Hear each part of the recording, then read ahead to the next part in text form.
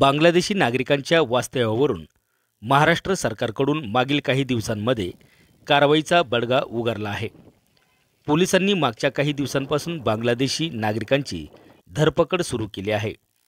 यानंतर आता सरकारकडून महाराष्ट्रात नाशिकच्या मालेगावमध्ये अधिकाऱ्यांवर पहिली कारवाई झाली आहे।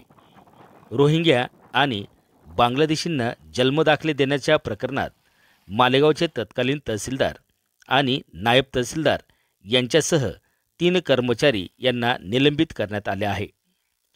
पूर्ण खात्री आणि शहानिशा न करता जन्मदाखले देणं मालेगावचे तत्कालीन तहसीलदार नितीन कुमार देवरे आणि नायब तहसीलदार संदीप धरणकर यांच्या अंगलट आला आहे।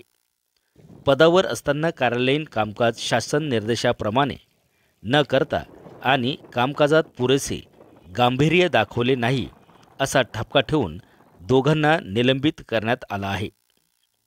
किरीट सोमय्या यांनी केलेल्या तक्रारीनंतर SIT स्थापन करण्यात आली होती। ही SIT मालेगावात चौकशी करत आहे। SITच्या चौकशीमध्ये देवरे आणि धरणकर दोषी आढळून आल्याचं बोललं जात आहे। रोहिंग्या आणि बांगलादेशी नागरिकांना जन्मदाखले देण्याबाबतची राज्यातील ही पहिलीच कारवाई असून ती नाशिकच्या मालेगावमध्ये करण्यात आली आहे। आवाज न्यूज मराठी, मालेगाव।